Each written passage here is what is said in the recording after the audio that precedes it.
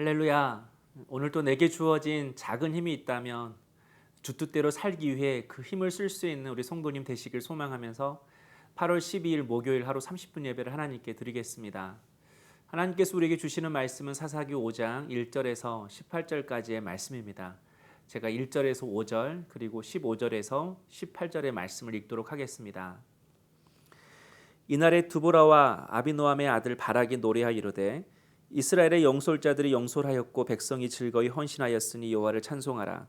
너희 왕들아 들으라. 통치자들아 귀를 기울이라. 나곧 내가 여호와를 노래할 것이요 이스라엘의 하나님 여호와를 찬송하리로다. 여호와여 주께서 세일에서부터 나오시고 에돔 들에서부터 진행하실 때에 땅이 진동하고 하늘에 물을 내리고 구름도 물을 내렸나이다. 산들이 여호와 앞에서 진동하니 저 신의 산도 이스라엘 하나님 여호와 앞에서 진동하였도다. 15절입니다. 이스갈의 방백들이 드보라와 함께하니 이사갈과 같이 바락도 그의 뒤를 따라 골짜기로 달려 내려가니 르우벤 시냇가에서 큰 결심이 있었도다. 내가 양의 우리 가운데 앉아서 목자의 피리 부는 소리를 들으면 어찌 됨이냐. 르우벤 시냇가에서 큰 결심이 있었도다. 길르앗은 요단강 저쪽에 거주하며 다는 배에 머무름이 어찌 됨이냐. 아셀은 해변에 앉으며 자기 항만에 거주하도다. 스불론은 죽음을 무릅쓰고 목숨을 아끼지 아니한 백성이요 납달리도 들의 높은 곳에서 그러하도다. 아멘. 가나안의 군대 장관 시스라가 철병거와 군사들을 이끌고 이스라엘을 공격했지만 결국 실패하고 말았습니다. 바로 하나님 때문입니다. 그래서 사사 드보라와 바락이 승리를 주신 하나님께 찬양을 합니다.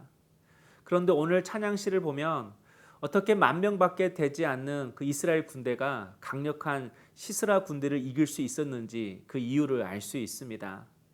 4절에 보면 하늘이 물을 내리고 구름도 물을 내렸나이다. 하나님께서 폭우를 내리신 것입니다. 철병거가 아무리 강해도 철병거는 오직 마른 땅에서만 움직일 수 있습니다. 그런데 폭우가 내리니 땅이 질퍽질퍽해서 병거가 움직이지 못하게 된 것입니다. 또 시스라의 군대는 모두 기송강 근처에 주둔하고 있었습니다. 그런데 폭우로 기송강이 넘치니 범람한 물이 삼식간에 가나안의 철병구와 군사들을 덮친 것입니다. 이처럼 하나님에게는 다 방법이 있었습니다. 그런데 바락은 자신이 직접 철병과 싸워야 한다고 생각했습니다. 그래서 평지에서는 병거와 싸움이 안 되니 산에서 싸워야 한다고 생각했습니다. 그래서 바락은 다볼산에서 머무르고 있었던 것입니다.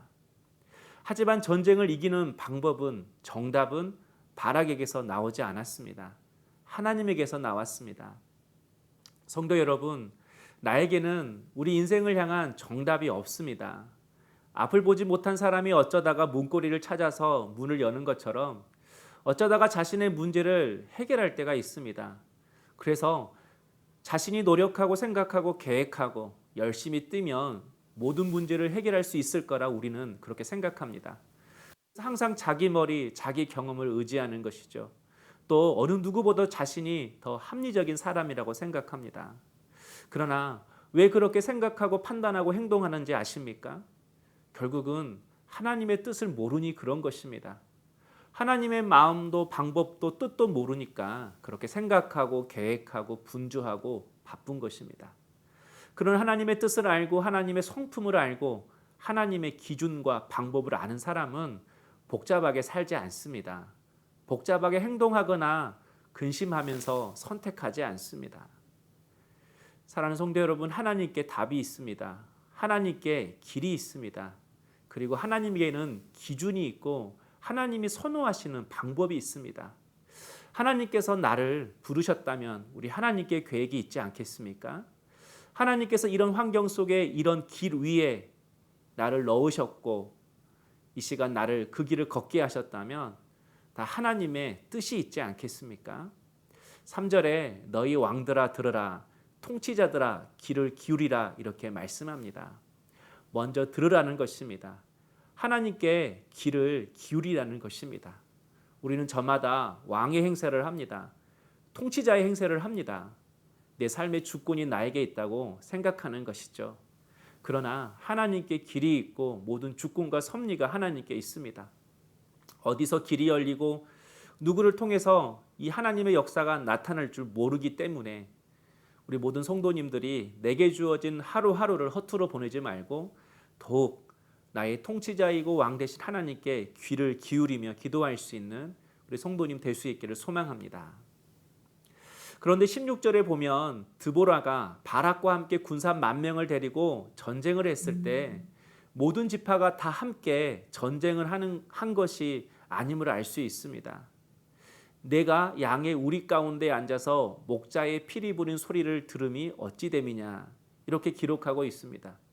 아셀 지파는 한마디로 전쟁할 때 놀러 갔다는 뜻입니다. 또 르우벤 시냇가에서 큰 결심이 있었도다 이렇게 기록하고 있습니다. 르우벤 지파가 큰 결심을 하고 전쟁에 참여했다 그런 뜻이 아닙니다. 전쟁에 참여할까 말까 이렇게 큰 결심을 할까 말까 망설이다가 결국은 참여하지 못했다라는 것입니다. 고민만 하다가 전쟁이 다 끝나버린 것입니다. 또 17절을 보면 길르앗은 멀다고 안 오고 아셀은 장사가 바빠서 못 온다고 했습니다.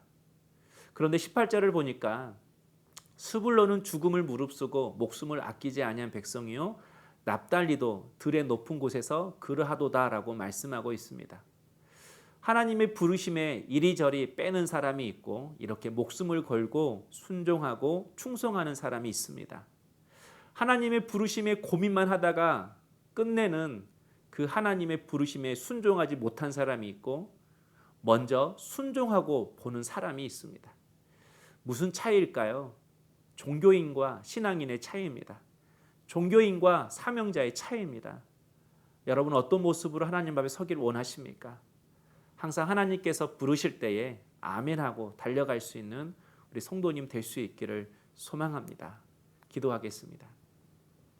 사랑의 주님, 언제나 우리의 인생의 답은 하나님께 있음을 알고 그분께 귀를 기울이며 살아갈 수 있는 오늘 하루가 되게 하여 주옵소서. 오늘 또 나를 이 환경과 이 길 위에 놓으셨다면 하나님의 뜻이 있음을 알고 주님의 뜻을 구하며 살아가는 저희들 되게 하시고 주님이 부르실 때에 아멘하며 즉각 순종의 삶으로 화답할 수 있는 저희들의 삶이 되게 하여 주옵소서. 예수님의 이름으로 기도드립니다. 아멘.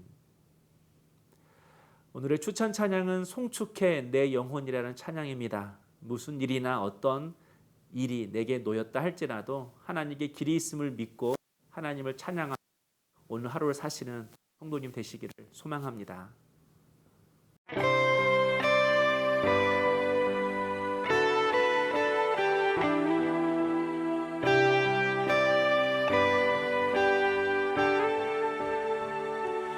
송축해 내 영혼아 거룩하신 이름 이전에 없었던 노래로 나 주님을 경배해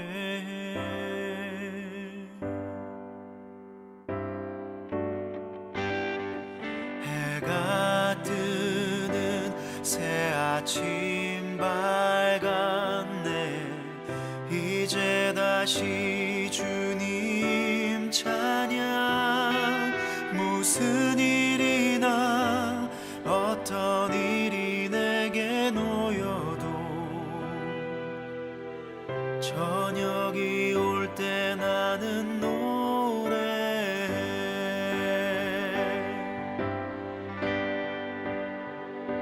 송축해